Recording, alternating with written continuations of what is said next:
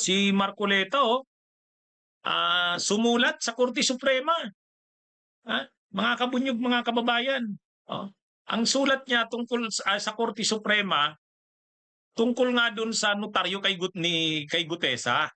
Ay di ba mainit na issue 'yon kasi nga lumalabas yung abogada pala na nagnotaryo sa Manila, si Attorney Richie ano ba yan? Richie Espera. Yung si Attorney Espera ay dinisown. Inano niya? Sabi niya, hindi ako nagnotaryo niyan. Wala akong kinalaman sa notaryo niyan. Yun ang sabi ni Attorney Espera. Kaya ngayon naging controversial 'yan na nasira yung kredibilidad ni Gutesa kasi kahit yung notaryo na yung sinumpa ang salaysay niya na present doon sa pagdinig ng Senado ay pala, defective pala yung notarization. O ngayon gustong balikan ni Marcoleta yung abogada. Gusto niyang balikan. Sabi nga ni Marcoleta, may paglalagyan ka. Di ba? Ganun yung sinabi ni Marcoleta.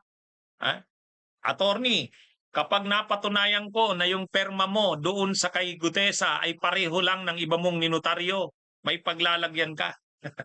Diba? Yun yung mayabang na Yun yung mayabang na pagbabanta, parang pagbabanta o pagbabala ni Marcoleta. Talagang ang sabi niya, ikukumpara niya talaga yung perma ba doon na ay doon sa hawak na notaryo ni Gutesa, yung sinumpang salaysay, ganun din ba yung mga perma doon sa ibang ninotaryo ni Attorney Espera? Kung pareho, sabi ni ni Marcoleta, attorney, may kalalagyan ka. Ang gusto kasing patunayan ni Marcoleta na yung perma na yon doon, hindi peke yon. Kung hindi man yun perma ni Attorney Espera, mayroon siyang staff na pinapayagan niyang magperma para sa kanya. Yun yung contention ni Marcoleta. Ngayon, sabi ni Marcoleta, mainit din ang dugo ni Marcoleta doon sa judge. Kasi hindi siya binibigyan ng kopya ng mga ninotaryo ni Gutesa, ni Attorney Espera. Gusto niya sanang ikumpara. Hindi niya napapasunod yung hindi niya nasisindak yung judge. Hindi niya nasisindak yung judge. Kaya ang ginawa ni Marcoleta, sumulat na sa Korte Suprema. Sa Korte Suprema mismo. Humihingi siya doon ng kopya ng mga ninotaryo ni Gutesa. Ni Gutesa, ninotaryo ni Espera, ng abogada. Humihingi siya sa Korte Suprema. Kaya talagang parang hindi talaga titigil si Marcoleta, Kinakarir talaga tong issue ng ng notaryo. Gusto niya daw talagang panagutin. Kung pwede daw, kahit daw yung judge. Pag nakita niya na yung judge, pag napatunayan niya daw na yung judge ay may tinatago rin at nagiging kasangkapan, ay din daw yun. Hindi niya raw yun palalampasin. Abangan natin. Pero yun na nga, talagang hanggang Korte Suprema, inabala ni Marcoleta. Inamin ni Marcoleta na sumulat siya. At ang sabi niya, pinagbigyan naman daw siya ng Korte Suprema. Binigyan daw siya ng kopya ng mga ninotaryo ni Espera. Kaya lang humihingi pa rin daw siya ng kopya doon sa judge. Kaya lang hindi daw siya pinagbibigyan eh. Ang gusto daw nung judge, sila yung pipili kung anong ibibigay na kopya kay Marcoleta. Hindi raw si Marcoleta ang magdidikta kung ano yung ibibigay na kopya. Sila yung judge daw ang gustong ang gusto daw ng judge, sila yung pipili, kung sino. Kaya lang ay kung alin na dokumento. Kaya lang yun na nga. Ang problema dito, ang sabi ni Amy Marcos, magre-recant na daw. Ibig sabihin, babawi na daw si Gutesa ng mga sinabi niya. Sabi ni Amy Marcos, in-interview si Amy Marcos sabi niya, sigurado ako, sa November 14, pag-resume ng hearing ng Senate Blue Ribbon, maraming mga witnesses daw ang magre-recant. Isa na daw doon si Gutesa kasi tinakot daw ang pamilya nito. Paano na yan kung gano'n na? Abangan natin. Pero naano lang tayo kasi itong si Marcoleta, kinakarir talaga yung gusto niya raw talagang tumbukin. Gusto niya raw talagang tumbukin yung abogada. Kasi dapat daw yung abogada na yon na nagsasabing hindi siya ang nagnotaryo, dapat daw mananugot yun. Sabi ni Marcoleta. Pati yung judge. Pati daw yung judge. Kaya pinapanood ko yung discussion ni Marcoleta at saka nung kasamahan niyang na host doon sa programa sa Net25, sabi ko, talagang ito si Marcoleta.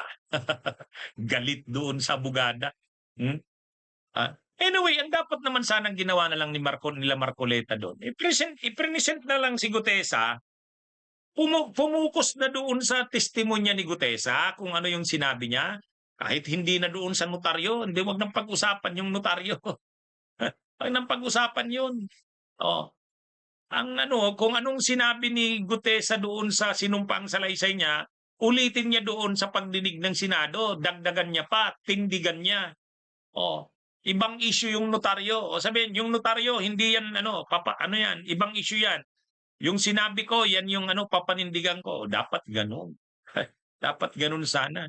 Kaya lang parang, napupunta sa notaryo ang issue. Tuloy, nawawala. Ang una munang gawin, pa-attend din si Gutesa. At wag mag-recant, wag bawiin yung mga sinabi. Kasi kung talagang papanindigan niya yung mga sinabi niya, panindigan niya at dagdagan niya pa ng detalye, ipakita niya na hindi siya nagsisinungaling. Yun sana. Kaya lang anyway, abangan na lang natin sa November 14. Ano kayang mangyayari? Kumuha ka naman ng kopya.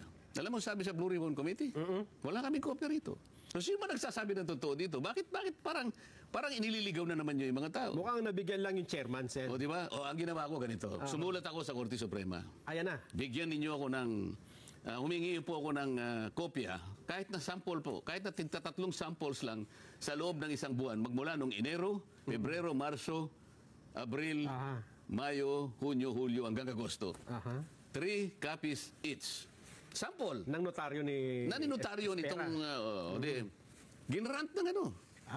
Ginrant ng Supreme Court. Sabi, notwithstanding that this case has already been resolved by the blah, blah, blah, that considering that the request is legitimate, your request is granted. Di ngayon, pinapunta ko ngayon ang aking abogado. Tatlo sila dahil marami yun voluminous. Para makatulong na kayo kung ganyan, na kayo na yung humanap. Tulungan nyo na yung clerk of court. Dati punta naman nung Lunes, pumunta yung mga... Alam mo, sagot. Sabi ng clerk of court, ma'am, hindi po kayo pwedeng kumuha ng sample. Ito yung Supreme Court. Opo, pero kasi po, sabi ni Executive Judge. Na naman. Sabi ni Executive Judge, siya ang magdidesisyon kung anong kopya ang ibibigay sa amin. So pipiliin niya yung may pirma na.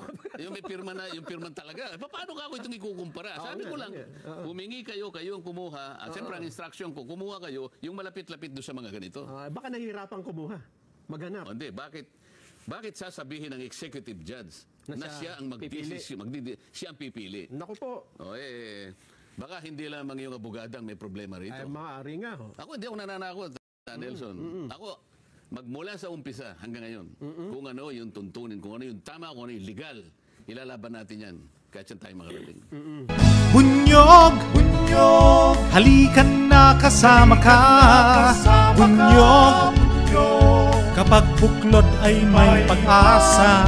Luzon, Visayas, Mindanao, isa ang pananaw.